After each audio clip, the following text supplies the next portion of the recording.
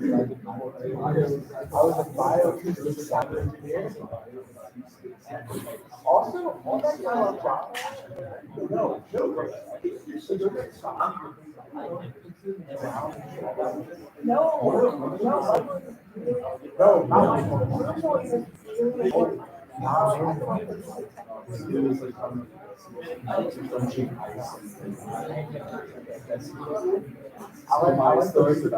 I like beach sounds.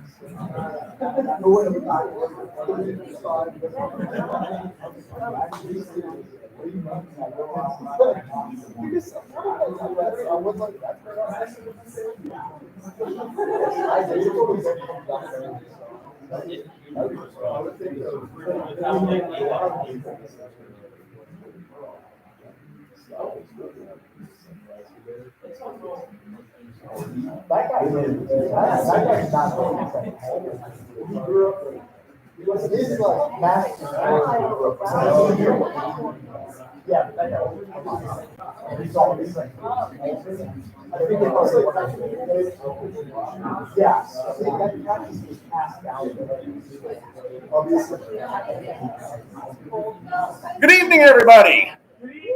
Hey, thank you all so very much for coming out to our first of 3 nights for our pre-national showcases for our speech and debate team here at the University of Alabama, also known as the Alabama Forensic Council. So welcome. Yeah. So for those of you that are in the audience that have no idea what forensics is, it has nothing to do with dead bodies, so don't worry about that at all. We get our definition from bringing information before the public, and so that's old and antiquated, but the stuff you're going to hear tonight is certainly not. Tonight we have 7 students. Hey, come on in. We have 7 students that are going to be performing tonight across 3 different genres. So we have oral interpretation of literature. So that's going to be very similar to more theatrical productions. Each of those performers are going to be holding a black book, not because they don't have their stuff memorized, but because it's supposed to be evocative of interpretation of literature that way. We also have limited preparation speaking, in which our students are going to have a limited amount of time to construct what they say. So it's kind of like a juggling plates or a high wire act or whatever you want to do that way, or spinning the plates too. All 3 at once. We'll see how it lands. Then we also have public address, which if you are in how many of you are in a speech class right now? Crickets. No one. So it's going to look very similar to any of the courses that you've had in the past where you've had to deliver a public address. I'd also like to say hi to the live stream out there, which is why this is a couple minutes late, is because I'm not tech savvy that way. But this evening, it is my pleasure to introduce, first off, Mr. Blake Eversman. If you wouldn't mind stepping down here real fast.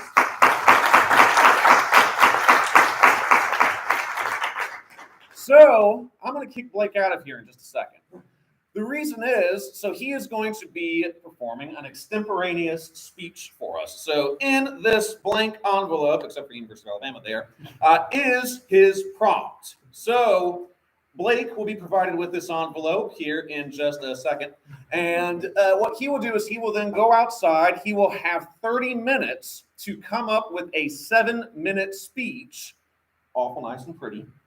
Completely memorized with sources, and that he will then turn around and deliver it to us. So timer starts now, 30 minutes. So we'll see Blake later.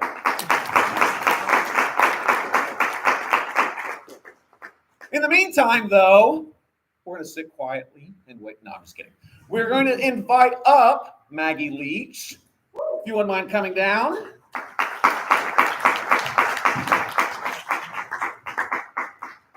Maggie is going to be performing a prose interpretation. So this is material that was meant to be read, not said. She's going to say it pretty good anyway. And so take it away whenever you are ready.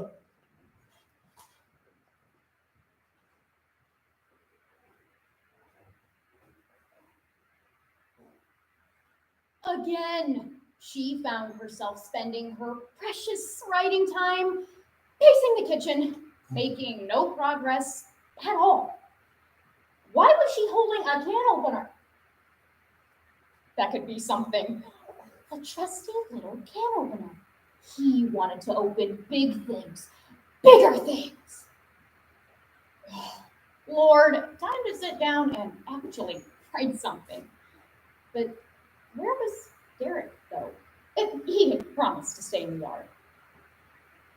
Oh God, Derek was hurt somewhere. She just knew it. A mother just knew these things. And hold on a second. This is exactly what Keith was talking about. Sometimes a mother did not just know these things. Once she dreamt that he started smoking at Cub Scouts. Next morning, he caught her sniffing his clothes. What she had to do was overrule her irrational fears. She was going to sit down and write. Just then, Derek came into the yard with blood on his face. And she burst out of the kitchen. Derek, what happened? An old guy came up behind me and pushed me down. He said, Sweetie, where were you? Church Street, he said. God, that was nearly downtown. She got Derek inside, called Keith at work, and called the police. Modern-day vigilantes do not resemble Batman or Robin Hood, and citizens are increasingly taking justice into their own hands. As ABC News on May 21st, 2023 explains, whether through direct violence against homeless or unhoused individuals, or internet sleuths doxing suspected perpetrators of crimes, modern-day vigilantism disproportionately harms marginalized communities. As advocates, we rely heavily on persuasion and calls to action in motivating others to seek justice. But as author George Saunders reminds, despite our motives, our unbridled advocacy has the potential to help and harm. The Mom of Bold Action by George Saunders.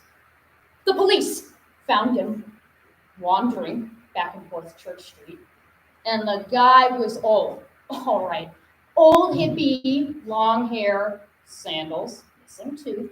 Of course, he denied it. Why would he push a kid down? He was just going through a rough patch. Oh, she should have bolted into that interrogation room and shoved his old ass down. Seeing how he liked it. She watched as the guy was questioned. I can't be sure, Derek said. The cop gave her and Keith a look like, he's gonna need to be sure. Oh, come on! What were the odds? An old guy pushes a kid down. Half an hour later, he's found a block away off his rocker. Sweetie, don't you think if this guy walks out of here, he might push another kid down? And a landline rang and the cop went to answer it. Well, this takes the cake, the cop said. There's another old guy, and they're bringing him in.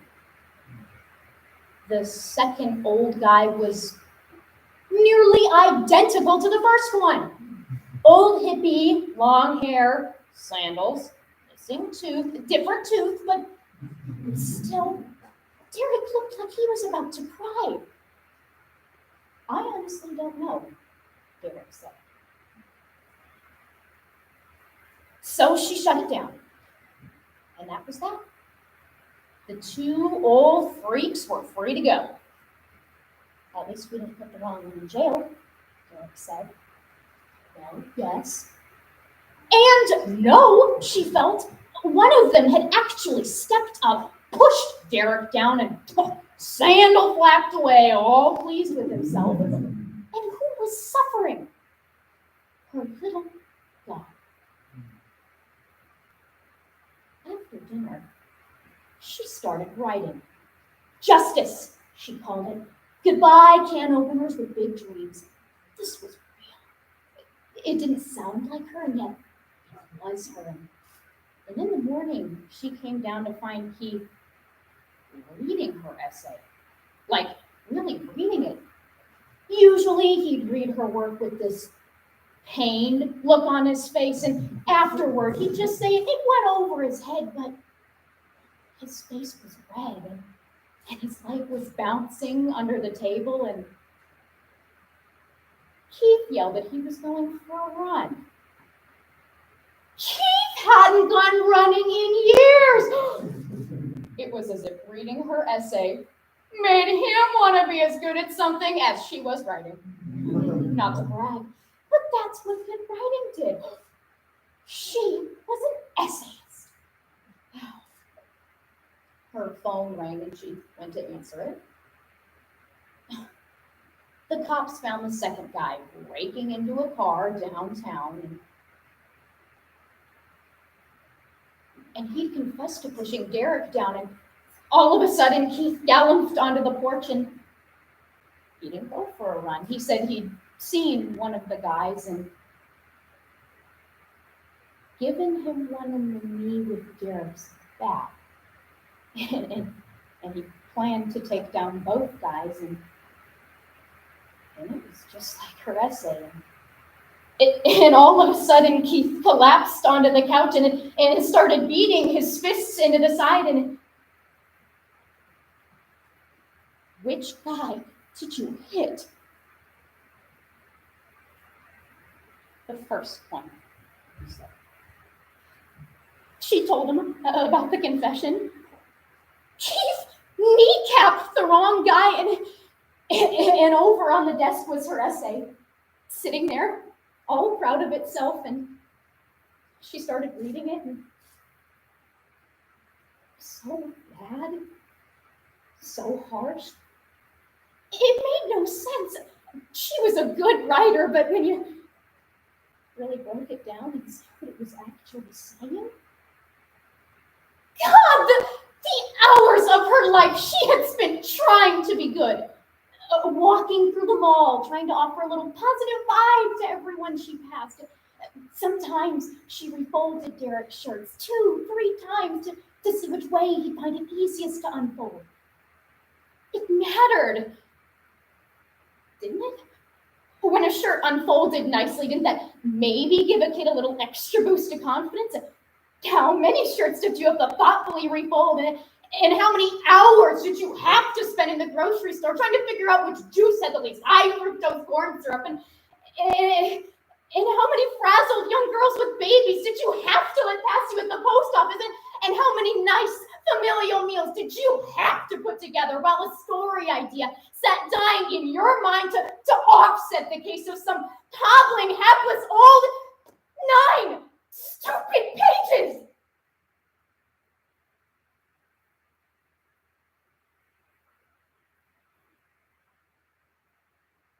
More essays.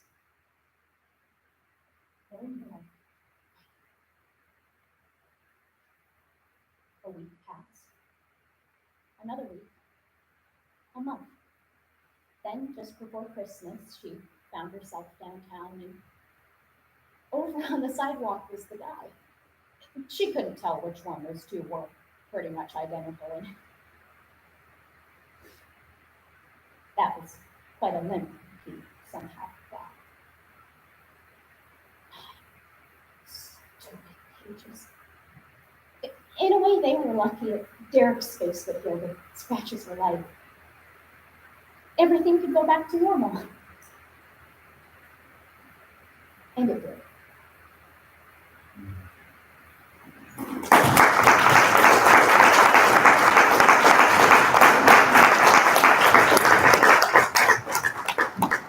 Thank you so much, Maggie. Hello, come on in.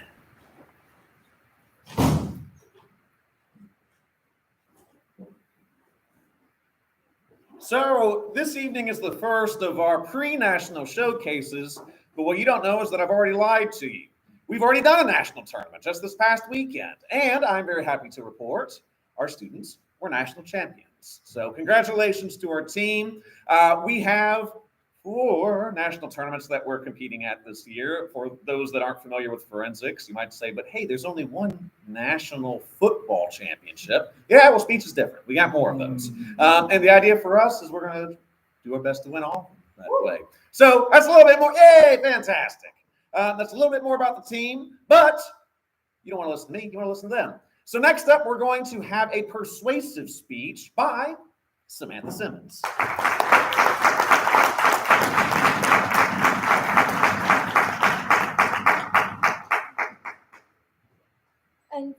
begin, I just want to issue a brief content warning. My speech does deal with notions of physical and sexual abuse, so feel free to leave the room at any time if you are uncomfortable.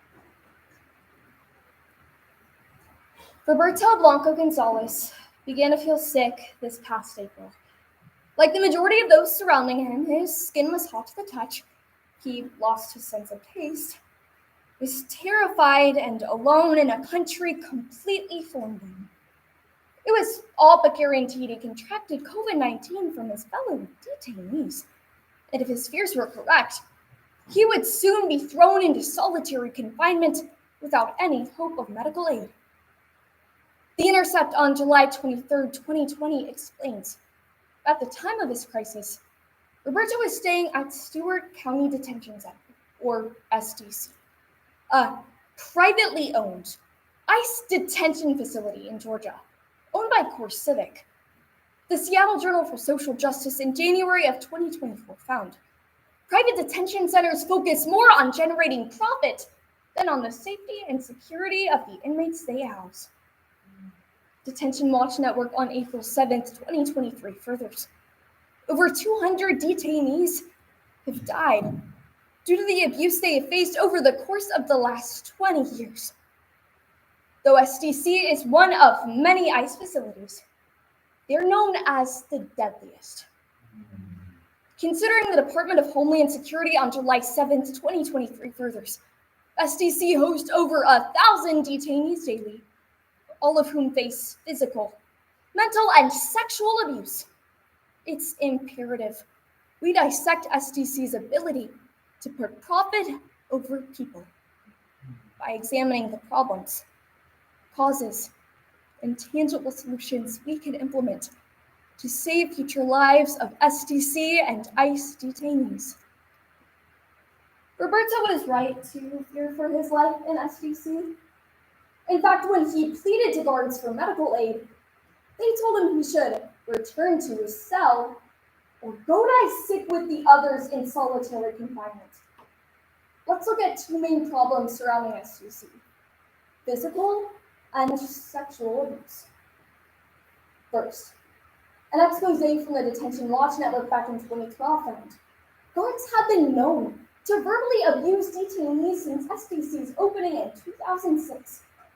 Flash forward 10 years, and Wave on July 15, 2022 reports, SDC continues to profit in upwards of $38 million annually by cutting corners on detainee living conditions. In a 2017 expose from Project South, an inmate voiced, he lost 70 pounds since being in SDC, and even found a worm in his ground beef. Detainees are forced to wait 8 hours in between meal times, the majority of their food being rotten, rancid, and inedible. Atlanta Journal-Constitution on August 26, 2022 furthers. Detainees also feel pressured by guards or are forced to work against their will. Without adequate food provided, detainees rely on commissary to stay alive. After hours of labor, a detainee could expect to earn less than $5 per day. Next, detainees also faced sexual abuse at SDC. Future Investigates on July 1st, 2023 found male guards often watched female inmates shower, and various workers at SDC repeatedly abused their positions of power to assault women. One of those workers was a nurse. PBS on July 21st, 2023 highlights the story of Maria, a migrant from Venezuela who testified. That nurse asked her if she had a boyfriend, told her how beautiful she was, and inappropriately touched her chest. Maria was restrained, forced to sit through his brutal abuse, fearing for her life. He abused at least 3 other women, all of whom were pressured by guards to never report their stories. Priyanka Bhatt, a staff attorney for Project South, recounted, when immigrants use their voices to advocate for themselves, they are always met with intimidation and use of force. This leads us to two causes. The government overlooks the abuse, and private prisons get purchased. First, private detention centers create varying standards of safety for their detainees, with such standards not being federal law and are therefore non-binding. For example, a January 2020 Run report from the GAO found ICE has been known to enter into over 40 contracts with private detention centers from the span of 2017 to 2020, the majority of these facilities having substandard living conditions. This is because private companies, like the Nakamoto Group, inspect private ICE facilities, according to the American Civil Liberties Union in 2021. At SCC, the Nakamoto Group only conducts pre-announced inspections, often remotely, making a meaningful audit impossible. Additionally, SDC can rank deficient in 30 categories of inmate well-being and still receive a passing score. NPR on April 7th, 2023 furthers, even when facilities don't pass inspection, ICE never follows up or holds them accountable. And when detainee interviews are being conducted, it's in front of guards, ensuring victims can never speak up on their experiences because they fear punishment awaits. Next, Biden's January 2021 executive order, directing the Attorney General not to renew federal contracts with private prison facilities, didn't apply to privatized immigration detention centers, incentivizing companies like SDC CoreCivic to go into the detainee business. Unfortunately, the detainee business has proven to be more profitable for major corporations. USA Today on December 19th, 2019 explains, jails typically pay private companies $35 per day per inmate, while ICE pays up to $300 for worse treatment. By cutting costs of food, medical, and living expenses, private companies continue to use our tax dollars to profit off of and abuse people right under our nose.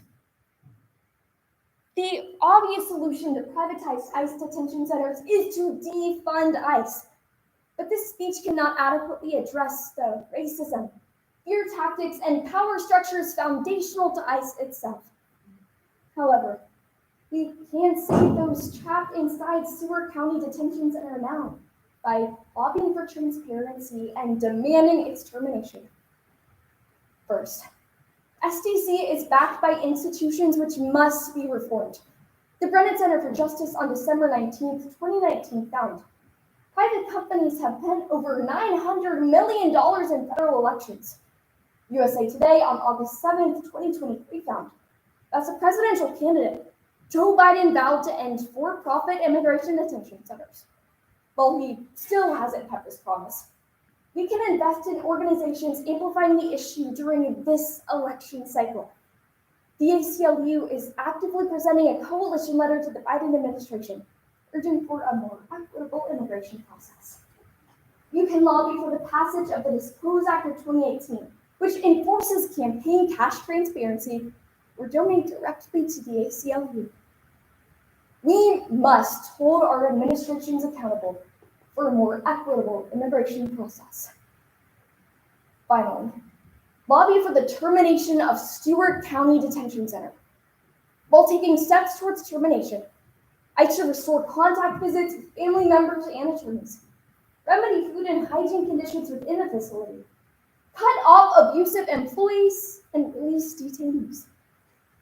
The Action Network, whose goal it is to raise money, organize, and mobilize support in the name of immigration equality, started a petition that you can sign at the end of this showcase, urging our government to shut down SCC.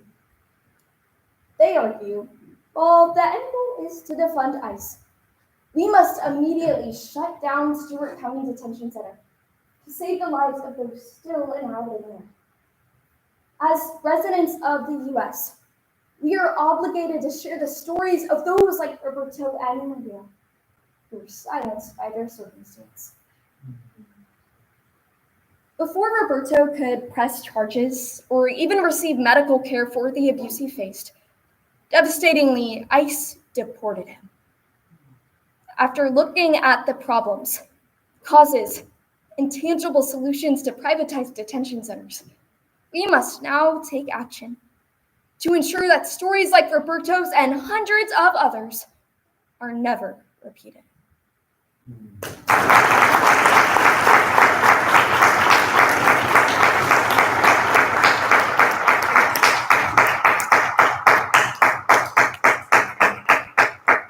Thank you so much. Perfect. Fantastic. So we're going to be, Jake Garlock, one of our wonderful graduate assistants, is going to retrieve Blake. So in the meantime, feel free to relax for just a couple minutes.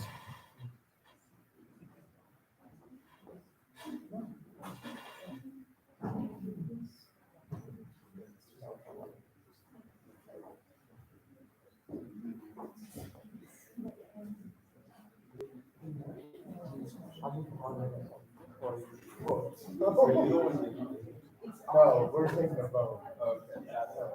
Last year I got a dog.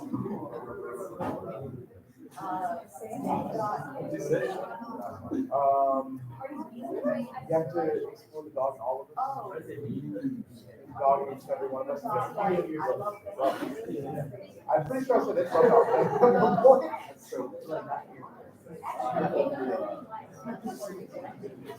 What? What are you doing? I hope I know. That's so much work. I do that right when you start. And wrap it up. 30. Wait. I'm just gonna put a blank. Right when he starts. 5.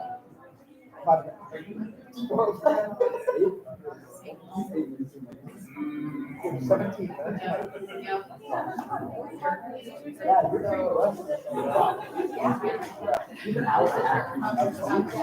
Yeah, dude.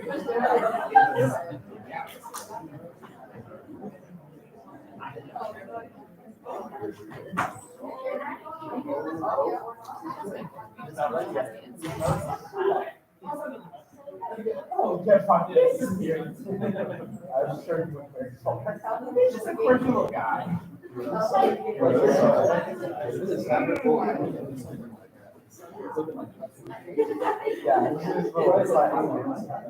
it was gonna take like 5 minutes of time.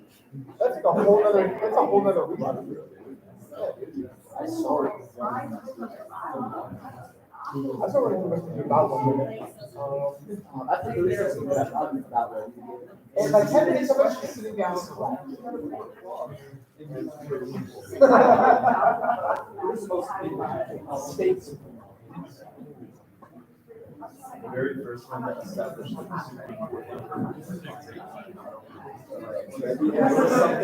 think it was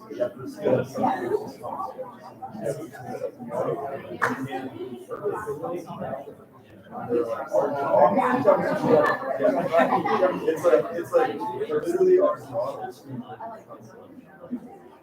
Oh man.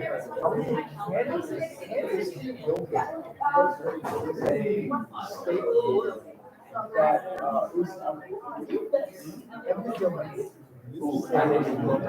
state eminent domain. But we just do that to anybody. Like, I get the federal government eminent domain because they're building like a super highway that's going to connect you. But like, I'm not letting Wisconsin in my house. Like, that's crazy. Yeah, I'm not letting wives. I'll fight y'all. Yeah, like, maybe get going. I want to fight the government. I want to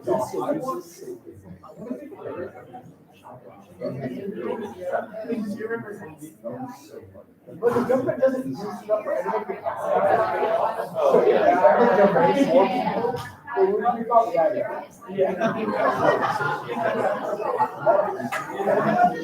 I was like, what else it is, right?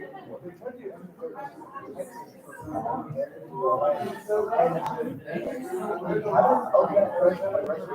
when did they stand on guns in Texas? They want to go back. So they just not. They're like, we're going to do reservations about how to do that.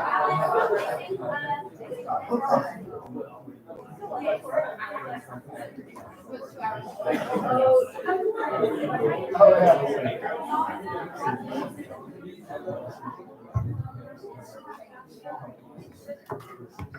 Yeah, get your stuff off the money.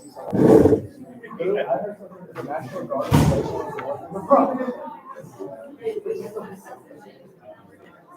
yeah, I don't know why I have to go over the National Guard.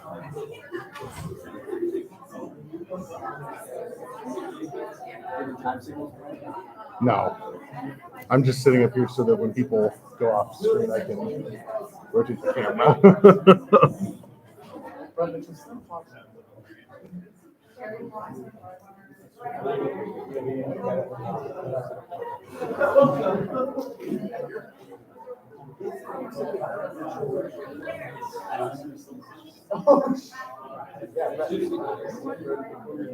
I read what you did.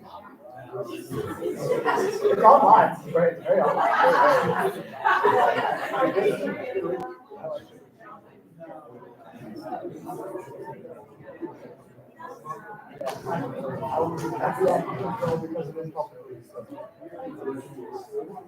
I love this story.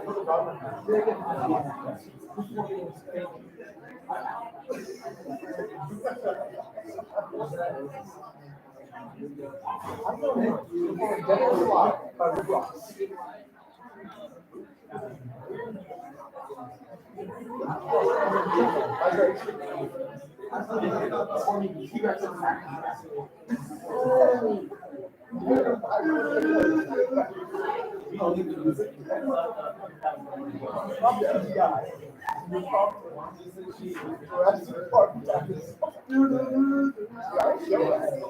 Impromptu DI instead of prompts. That would be the best. I should still get that Blackboard now.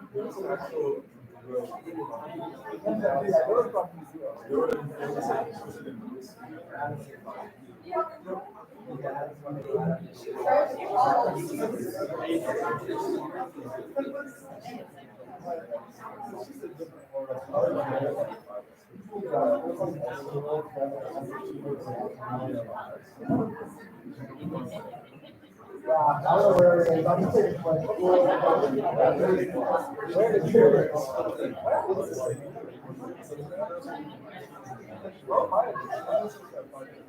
I would text it to you.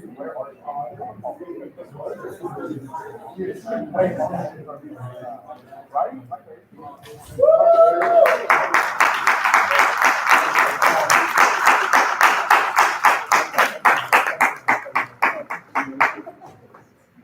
So if you all wouldn't mind, Blake just got done completing his 30 minutes prep for Extemp. Hey, we're going to see how it goes. Please welcome Blake Eversman.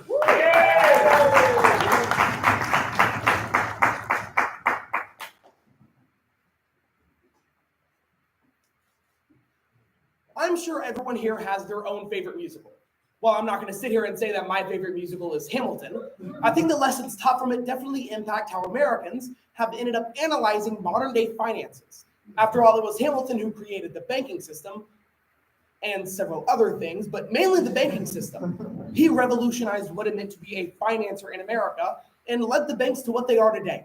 The University of Washington School of Law explains, one bank recently began to experience shortages on the death of Alexander Hamilton, or at least the anniversary of his death.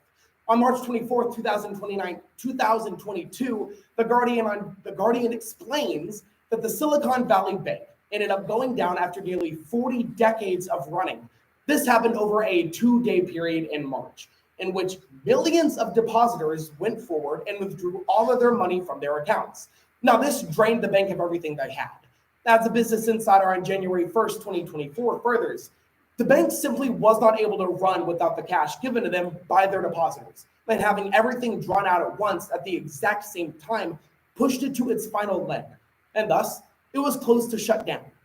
Considering that over 550 banks have closed since 2001, we must ask today's question: That being, a year after the collapse of the Silicon Valley Bank, is the government doing enough to prevent the collapses of regional banks?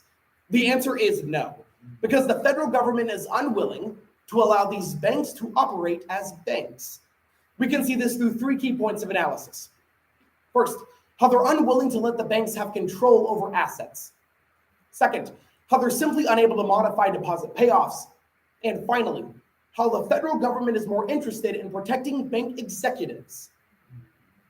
Hamilton was an intelligent man, I guess. The financial plans he laid out definitely shaped what it meant to be a financer in America.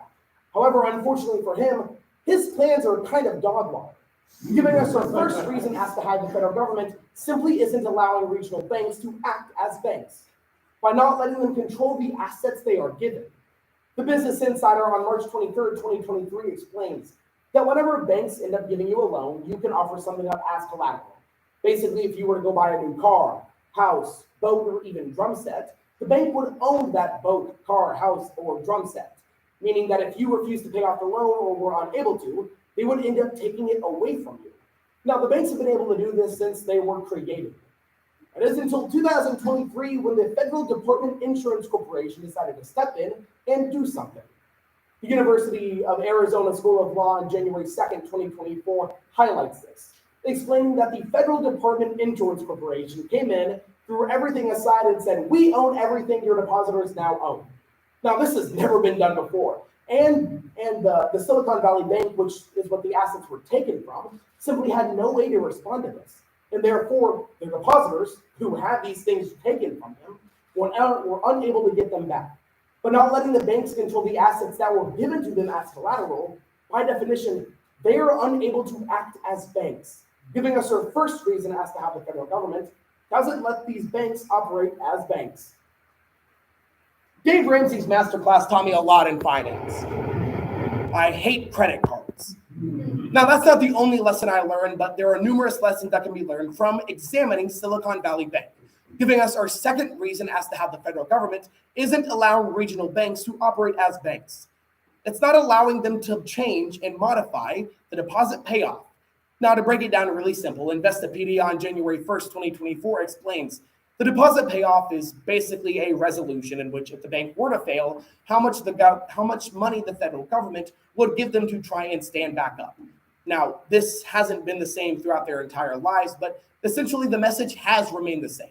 These banks have a set amount that was established whenever that first bank was established, and that amount is not to change. Now, if you know anything about economics, inflation exists. And as time goes on, the money value itself decreases, so banks are unable to recuperate with the money they are then given. As The Guardian on March 23rd, 2023 explains, Silicon Valley Bank was a natural disaster waiting to happen. Having started nearly 40 years ago, their deposit payoff only gave them a set amount, which in today's money basically equated to $1. So they were simply unable to save themselves from the disaster of a bank collapse, giving us our second reason as to why the federal government is unwilling to let these banks operate as banks. Finance is tricky. I mean, I've taken Dave Ramsey's masterclass on it and refuse to take another class here, but even I can understand that it has its own quirks, giving us our third and final reason as to how the federal government are unwilling to let these banks operate as banks. Because it cares more for the executives than for the people the bank is supposed to insure. The Indian Express on January 1st, 2023 explains, many federal government policies that have to do with banks target the executives and give them protection. Now, for these bank executives, it allows them to draw out a certain amount of money from the actual vault itself, not their paycheck. And it allows these executives to control over who gets the control of what assets. Our first point talked about that entirely, but here it only solidifies this. These bank executives are able to do whatever they want to the assets of the people, and the federal government is only strengthening them.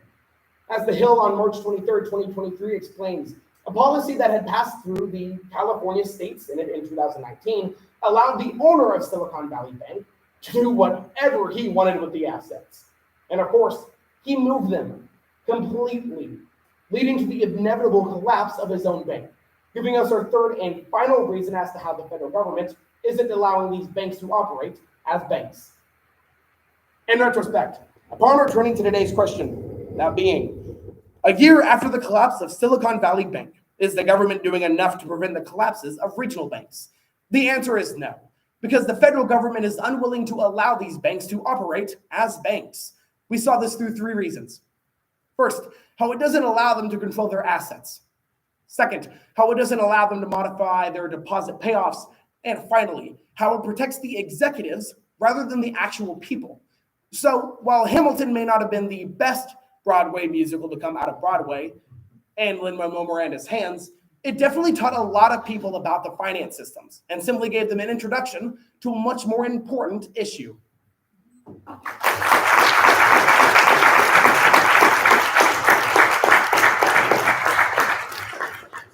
minutes on the dot, way to go. So we're going to shift gears once more. So we already saw one version of oral interpretation of literature earlier, which was prose interpretation. Our next speaker is going to be performing program oral interpretation. You will see some prose in there. In addition, though, you will also see poetry and drama. So basically, if you've watched any documentaries where you have multiple voices all talking around a singular subject, it's kind of the vibe that we're going to get with this, except Sophie is going to be all of these individuals. So our next speaker with their program oral interpretation, Sophie Achter.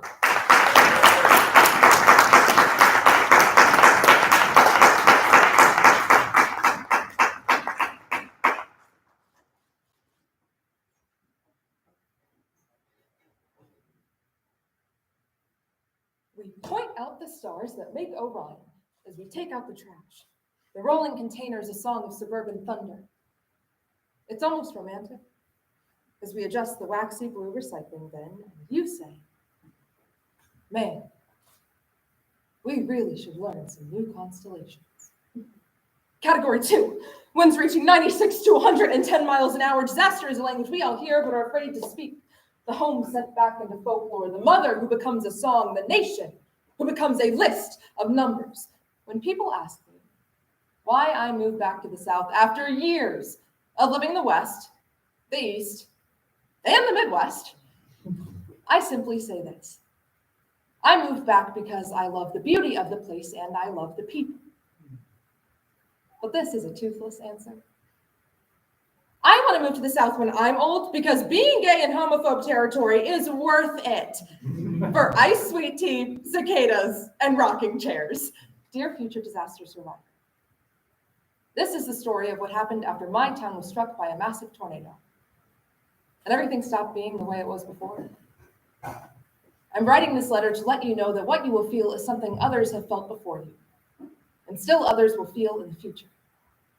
I hope I can provide instruction and comfort, or at the very least, a distraction. In the fall of 2016, California State Assembly passed AB 1887, banning all state-sponsored travel to anti-LGBTQ states. By 2023, the ban encompassed half of the country, including the entirety of the South. But California Assembly Representative Rick Zimmer points out, targeting conservative states inadvertently harms struggling communities within them in need of help. Last September, the ban was repealed in favor of a bridge project promoting queer acceptance. For those who can't leave the South, and those who have the privilege of staying, enacting change is more meaningful than just critiquing. So, through the poetry, Dead Stars by Eddie Limon, The Anatomy of a Storm by William Giles, the prose, My True South, Why I Decided to Return Home by Jesmyn Ward, a collection of tweets from various users, and the drama, After the Storm by Andrew Beck Grace. A program, because the South is my home, and I'm not ready to give up. My wife, Rashmi, and I live in Tuscaloosa, Alabama. And in the last week of April 2011, something strange happened to the weather all across the Southeast. On April 26th, our local weatherman said that the following day had that classic loaded gun look.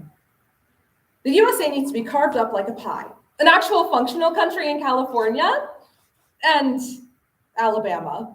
We're forgetting that we are dead stars too. My mouth is full of dust and I wish to reclaim the rising tides. Look, we are not unspectacular things. We've come this far, survived this much. What would happen if we decided to survive more? It's difficult for them to understand why a successful woman would want to move back to the South, and worse yet, to Mississippi, which looms large in the public's imagination for its racist depredations. And rightfully so. This can be that place. America needs to be split into TBH, the actual useful states like California and New York versus the useless states like Alabama or Kentucky. I want to run away at moments like that. To somewhere where there is no humidity, where the light is golden over the hills and the specter of all that we have survived and died by is not present in every flag, every street name, every monument, every vote. I fantasize about living in that fabled America. What if we stood up with our synapses and flesh and to the rising tide said no? Stood for the minute mouths of the sea, of the land. What if we used our bodies to bargain for the safety of others? Category 4, winds ripping 131 to 156 miles an hour. In the aftermath, every outsider's whisper, a shard of glass caught in the storm, a small sharp reflection of pain in swirling rain. Words are all I have to offer. But what is art to an empty belly? What is a poem to a power outage? What is a prayer to a flood? We picked up our cats and moved into the closet. I remember thinking that this was actually happening. Tornadoes were always something that happened to other people in other places. But this, future disaster survivor, is important to remember. It can happen to you. I remember that one cannot escape an infinite room. The racist, misogynistic sentiment I encounter every day in Mississippi are the same beliefs that put into place the social caste system that helped America become America. It is the bedrock beneath the soil. I think we should build a wall around the South. They provide nothing of value to this country. Uneducated, poor health, poor states. All they do is take from everyone else and continue to be racist, sexist, stupid, and homophobic. If we suffer from a particularly southern strain of this illness, know that this is an American disease. I remember that Mississippi is not only its ugliness, its treachery, its willful ignorance. It is also my nephew, hurling himself down a water slide, rocketing to the bottom, joy running from shoulder to hip. It is my youngest sister smiling and dancing in my godmother's driveway. Everyone says a tornado sounds like a freight train. That's not what it sounded like to me. It sounded like a clothes dryer when you've left coins in your pants pocket. This isn't something you can prepare for.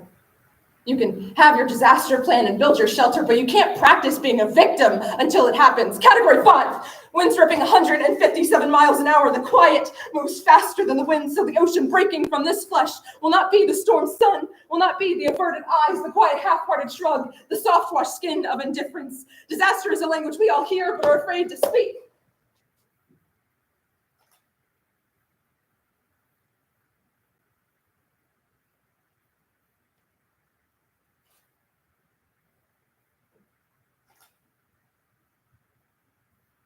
The thing I remember most is the smell. I remember the distinct smell of fresh cut pine trees. It's because half the trees in the neighborhood were swirling above us. Then everything got quiet. And there we were. Our walls still standing, our roof still fixed. Disaster is a language we all hear but are afraid to speak. Silence doesn't respect the dead. It forgets them. This dry mouth will flood, poem will flow, plea will swell and break. The scab of distance will bleed, and again rise from the ocean of the first day. Bruised, unbroken, alive. The storm destroys 4,700 homes, leaving 10 1,000 people homeless in Tuscaloosa. It knocks out 1/10 of the city's businesses and takes off the earth entire neighborhood city blocks. Thousands are injured, and most shockingly, 51 people are killed. They died while Rashmi and I huddled in the closet. They died while we were paying attention. And so, future disaster survivor, when you emerge from your hallway closet to everything rearranged, pay attention. Because we stand at the edge of a gulf and it wishes to swallow us. We resist. We dredge new beaches, build seawalls, fortify the shore, and hold fast to each other, even as storm after storm pushes down on us. We learn to bear the rain, the wind, the waves. We fear its power, respect its reach, but we learn to navigate it because we must. We draw sustenance from it. We stand, and we build.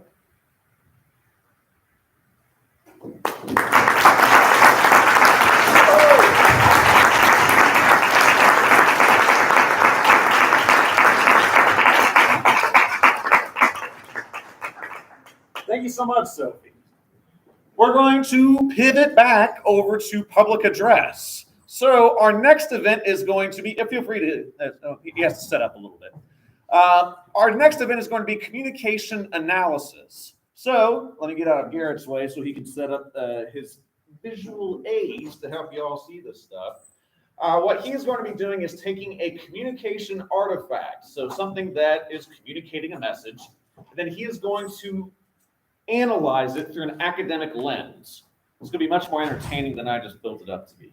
But let him finish setting up, and we'll go from there.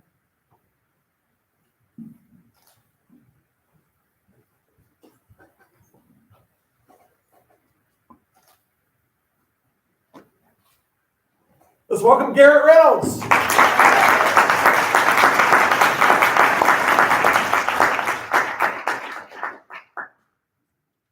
Just outside New York City sits the new art exhibit, Undercover. Founded by the New York Historical Society, the exhibit pays tribute to some of the first trailblazers of advertising in America. While the exhibit highlights world-renowned artists like Norman Rockwell, The Guardian of July 2023 explains, much of the exhibit is dedicated to J.C. Leyendecker, the most influential advertiser of them all.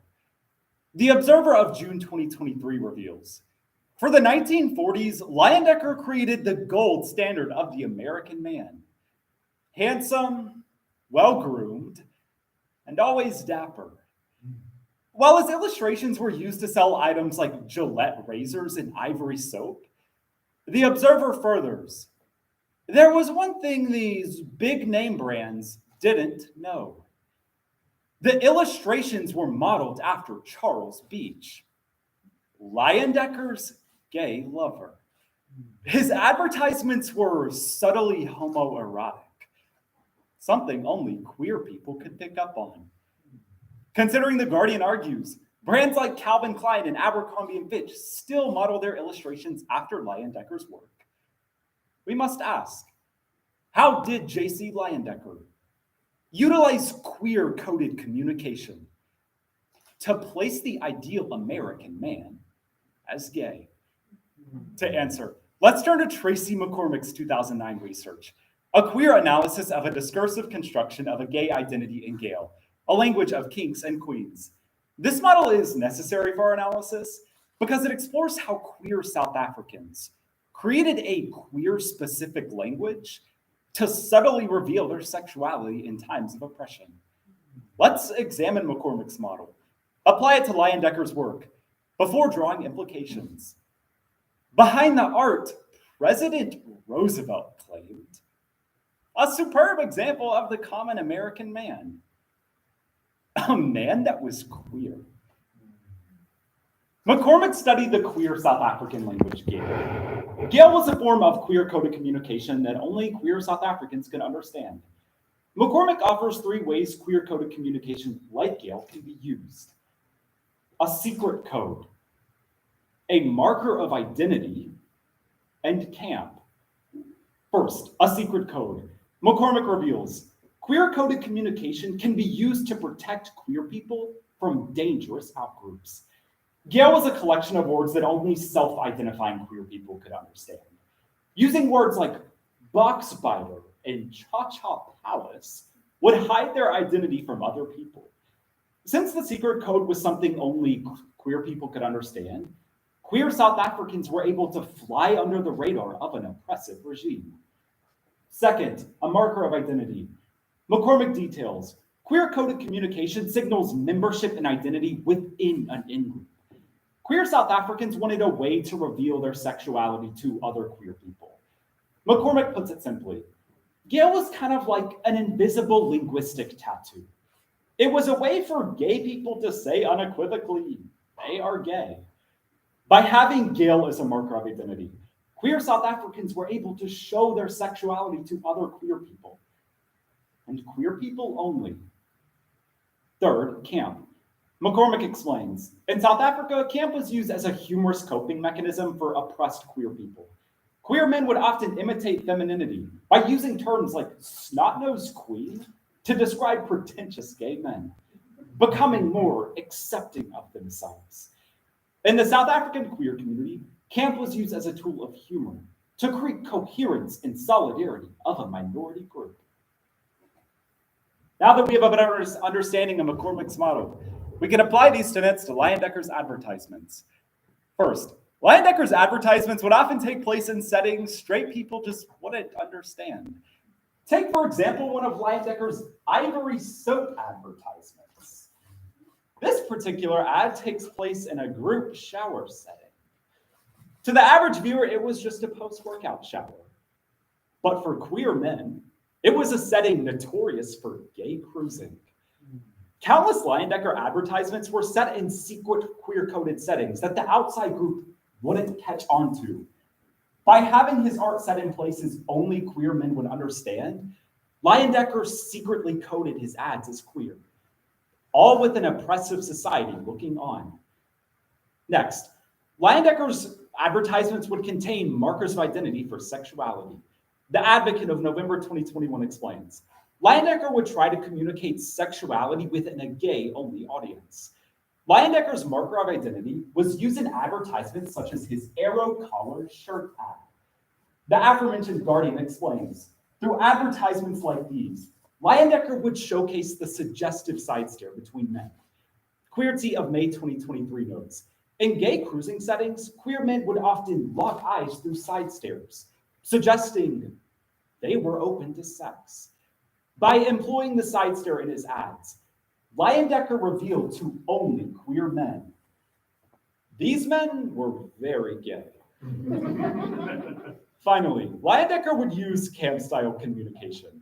While most of his advertisements featured homoerotic masculine men, some featured men pushing the boundaries of femininity, like the interwoven sock ad. The aforementioned Guardian explains, Leyendecker would use camp-style communication by allowing men to enjoy things such as luxurious fabrics, blurring the lines between masculinity and femininity. By creating camp-style advertisements, Leyendecker mainstreamed what queer men had been doing all along. After applying McCormick's motto, we can answer, how did J.C. Leyendecker utilize queer-coded communication to place the ideal American man as gay? Leyendecker used different settings, styles, and expressions combined with the ideal masculine traits so that only queer people would understand the ideal American man to be gay. This prompts two implications, queer visual co-opting and modern queer coding. First, the popularity of Leyendecker's art style proves queer visuals are always co-opted for a heterosexual audience. NBC News of March 2023 explains, Leyendecker paved the way for homoeroticism in advertising, a tool that is often exploited by brands like Calvin Klein and Abercrombie & Fitch, all for the sake of marketing queerness to straight consumers. Just this past year, my hometown opened a Keith Haring-themed fitness center without acknowledging the queerness of his art and his commitment to HIV/AIDS advocacy. Out of April 2019 furthers, queer artists are constantly seeking to escape the straight gaze. But even when some of the most blatantly queer visuals are used, our queerness goes unrecognized. No matter how visible we may seem, heteronormative society still renders us invisible. Finally, while queer-coded tactics like Gale or Polari may no longer be in use, queer-coded communication is still very much relevant today.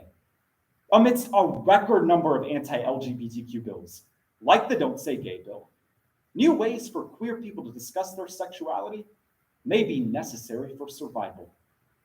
USA Today of May 2022 explains, when class president Xander Moritz was told he couldn't discuss his sexuality in his commencement speech because of the Don't Say Gay bill, he decided he was going to get around it by coding the word gay with his curly hair.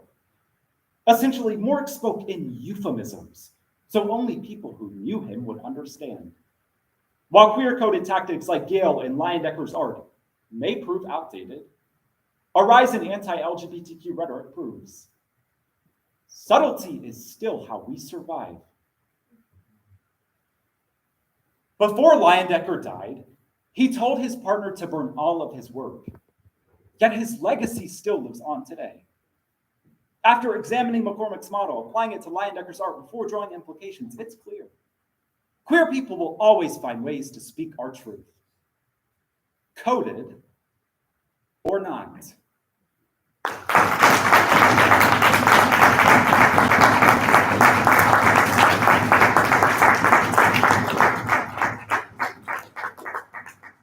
Thank you so much, Garrett.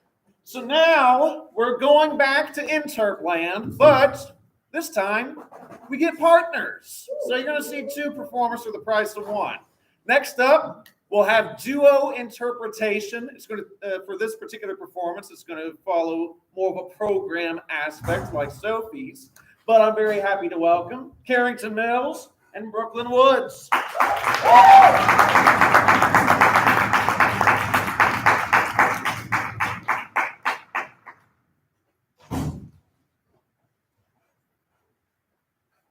I want to be where the people are.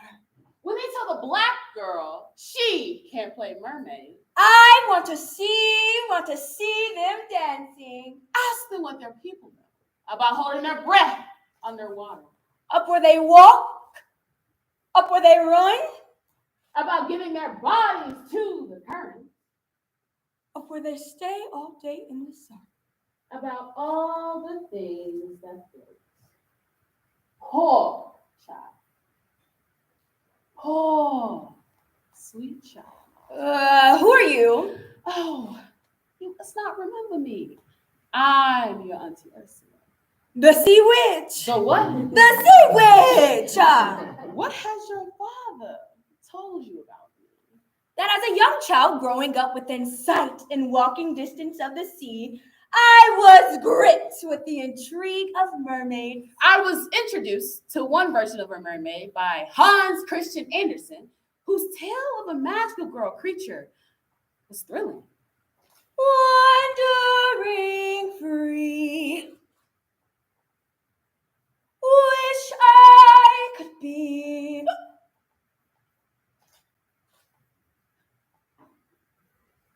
Part of that world. When Disney announced actress and singer Halle Bailey was set to play Ariel in Disney's the 2023 live-action adaptation of The Little Mermaid, audiences were either ecstatic or outraged, reacting to the iconic cartoon character's portrayal as a Black woman. But what we've all seemed to have forgotten is mermaids have always been Black. Sandra Baltzar Martinez writes for the University of California, Riverside on May 8th, 2023, that Black mermaids are embedded in African diasporic history. Although they are meant to honor our sacred relationship with the water, stories like Hans Christian Andersen's Tale of the Little Mermaid have erased and whitewashed our history. Black women have been told what they can and cannot do for centuries. We have been silenced, our voices stolen, and our relationship with water tarnished by slavery. And it is time to reclaim our magical heritage. So, with the drama Disney's Little Mermaid, The poetry, Ocean's Death and The Little Mermaid by Jasmine Mans. And the prose, Mermaids Have Always Been Black by Tracy Baptiste. And actually, Black mermaids have been a part of mythology this whole time by Yua Issei Osifo, A mythology. honoring our sacred and magical connection with the water. In African cosmologies, people who are lost to the water became water spirits. It's important because it can open up new possibilities for the things we can create. I'm only here to help. Oh, sorry, I don't need your help. Thank you. Whatever you say, darling. Wait. Yes. Okay, how can you help me? Ooh. The only way to get what you want is to become human yourself. If I become human, I'll never be able to see my father or sisters again. That's right. And there's one more thing. Payment. What I want is your voice. But I already knew mermaids. We spent most weekends on the beach. There were plenty of them. And every cousin, aunt, uncle who threw me into the water and laughed and shouted, Come back to shore! seemed to know that We were all a part of the sea. no more talking. Ooh. Singing. Zip. Oh, but without my voice, how can I? You'll have your look. Your pretty face. And don't underestimate the importance of body language. Take a gulp. Take a breath. Go ahead and sign this scroll.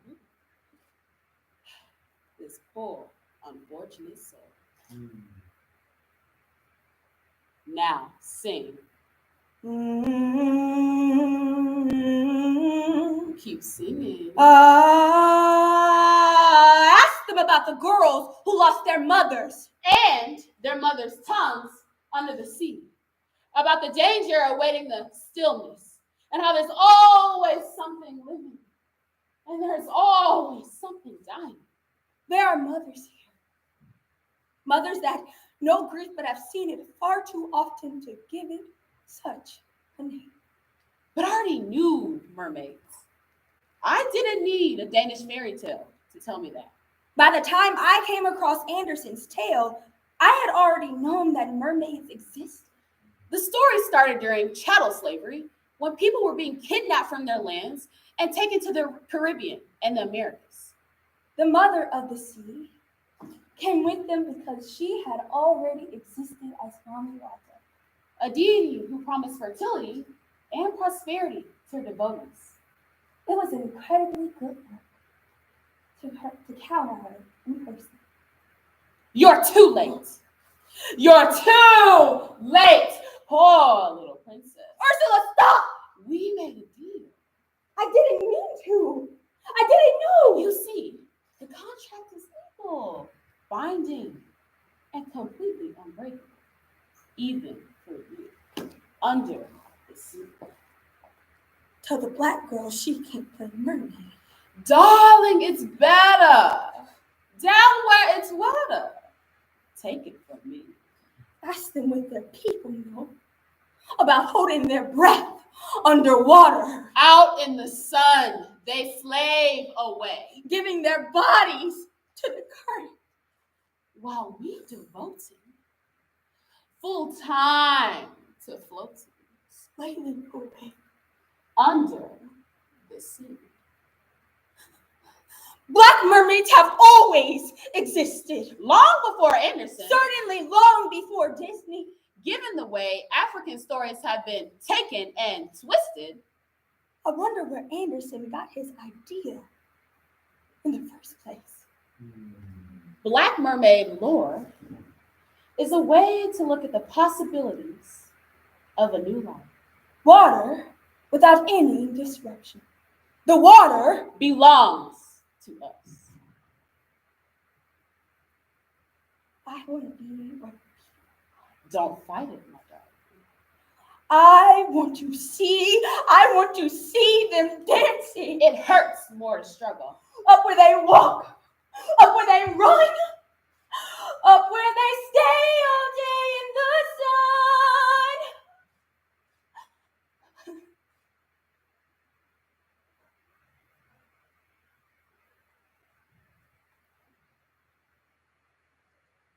He was writing at the height of the colonial period when the African people were being kidnapped from their lands. Clinging to the stories that made them who they were. Mermaid stories have been told across the African continent for a millennium, Mermaids are not just a part of the imagination. but a part of the living culture. This idea is whispered into our DNA. There are mermaids walking around everywhere, waiting for the sea. We know there are mermaids. We have seen them. We have been them.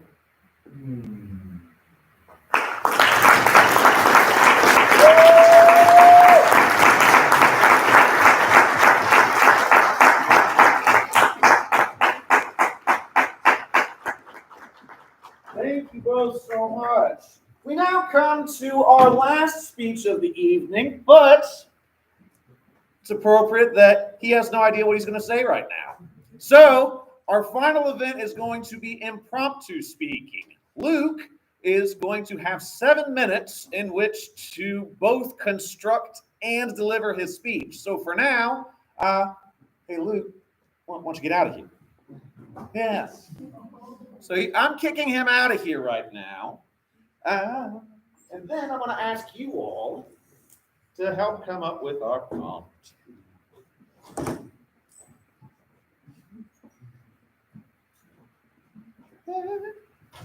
All right, now that he's gone, we can say what we really feel about it. He's great. Knows what I'm saying. So what I would like is for my non-speech audience to come up with a quotation that you would like Luke to talk about. So it can be anything from Shakespeare to Cardi B. If you have a quotation that you would like, we're going to farm some out.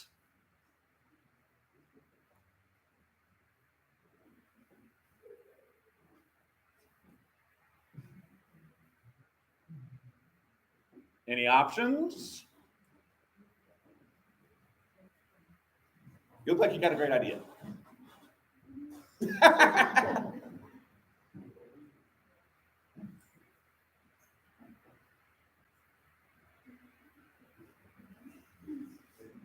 I'll open it up to my speech audience then if you all want to throw out some quotations as well.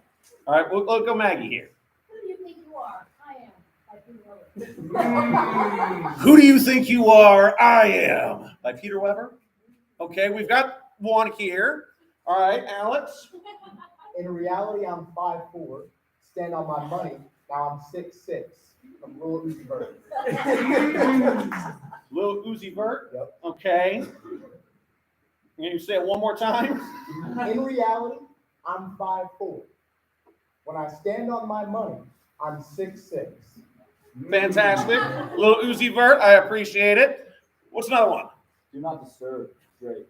Do not disturb Drake. Okay. What else we got?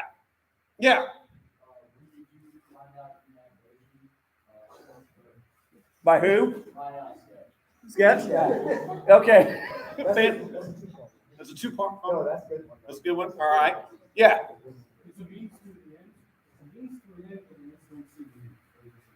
Sturgill Simpson. All right. So we got 5. I think this is pretty good. You're going to have to help me. My memory is really, really terrible. So we've got our first one, Peter Weber. Who do you think you are? I am. Great. We've got, I'm standing on my money, and I'm 6'6". Fantastic. I butchered that, but Lil Uzi will appreciate it. What's our third one again? Do not disturb by Drake. Do not disturb by Drake. What was our fourth one?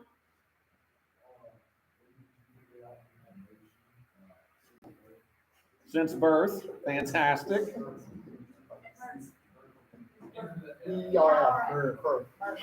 Birth. Fantastic. And then we have.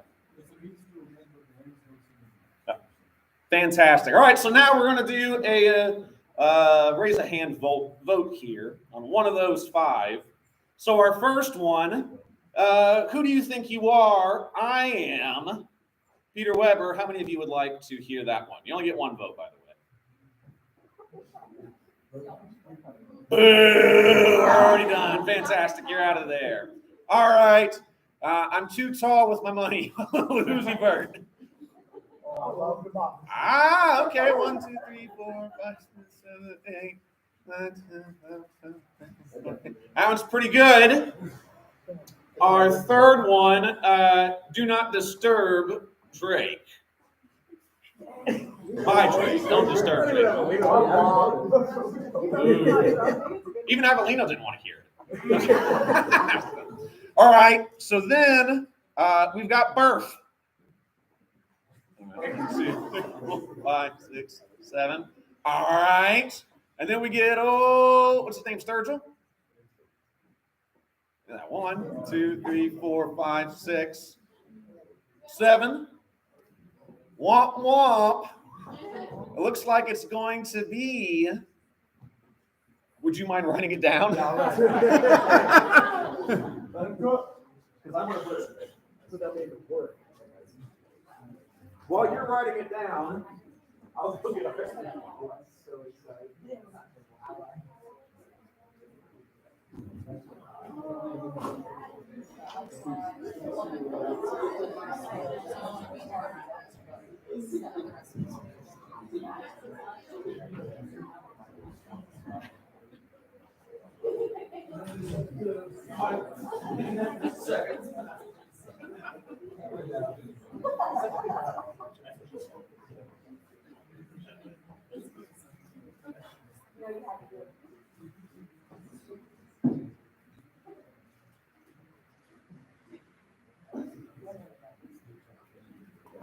Fantastic. Thank you. So you're going to see the back side of this. This is my notes for the evening. On the other side is your quotation that Alex. Say that. I'm not doing.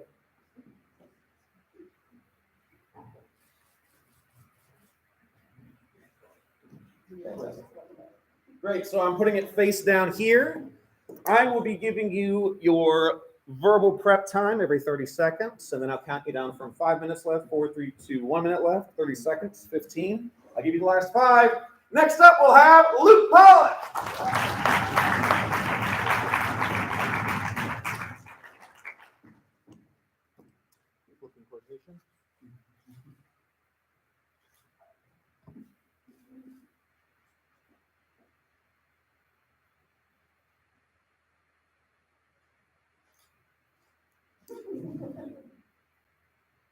That's 15. Prep begins.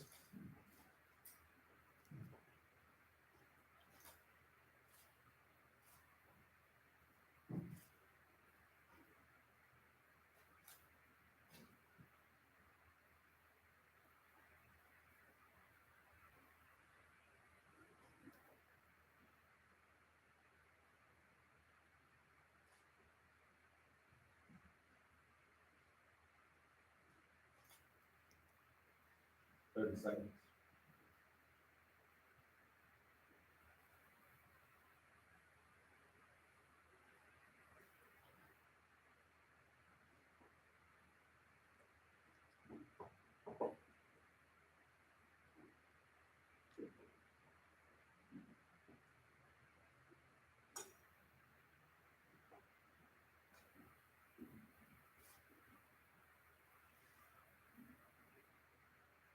One minute.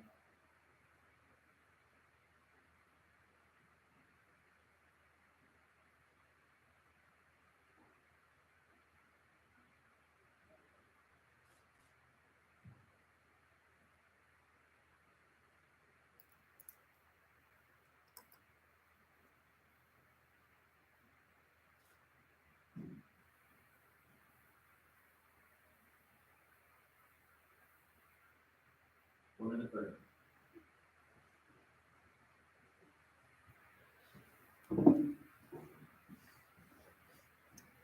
In the 1960s, Colonel Sanders left his home in Kentucky to go sell his restaurant idea.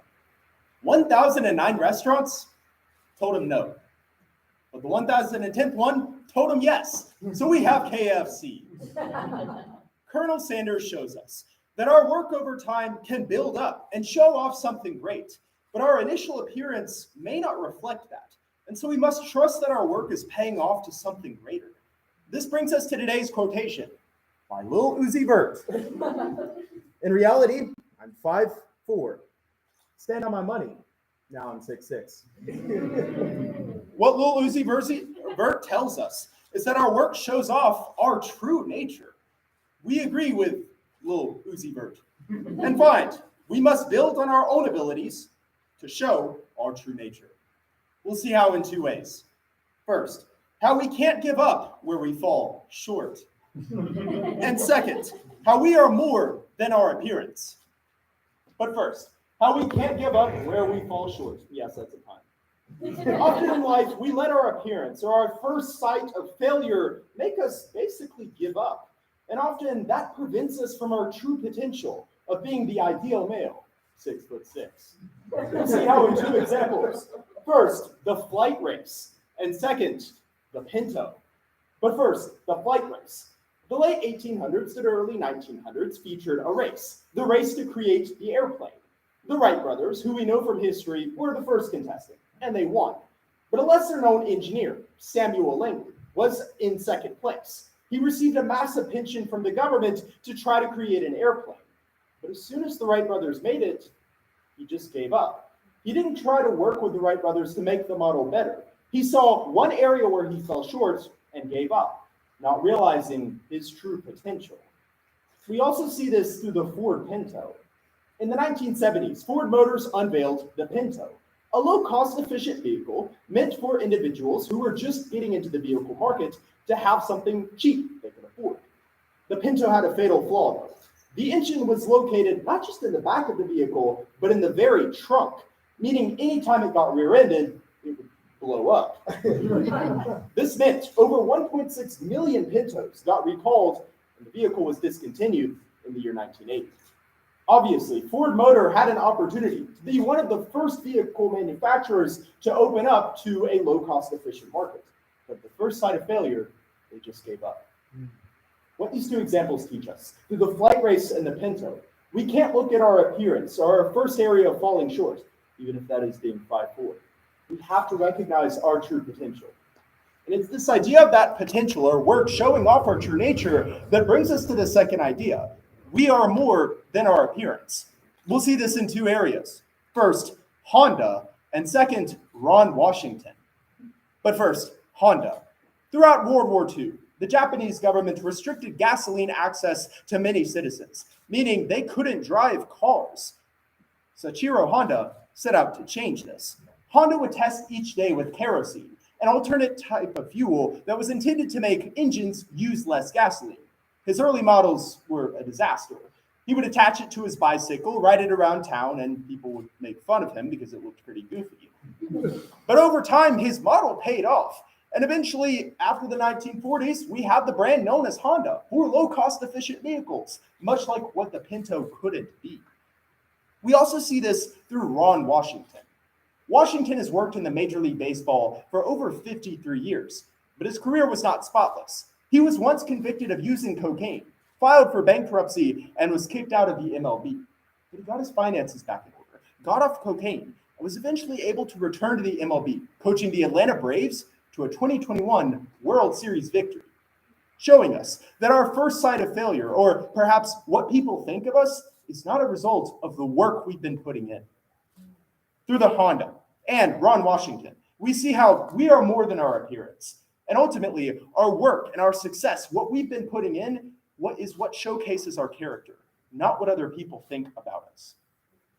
When we return to today's quotation by Lil Uzi Vert, in reality, I'm 5'4". Stand on my money. Now I'm 6'6". We saw, Vert told us that our work shows off our true nature. And how? We must build on our own abilities to show our true nature. We saw this through how we can't give up where we fall short. And second, how we are more than our appearance. Colonel Sanders could have very easily given up at 1,009 restaurants telling him no. But each time he got a failure, he went to work. He got more money, and he stood up very tall to give us KFC. Let us make sure that our work is not discouraged by our initial shortness, but that we can continue working so that we can stand up tall.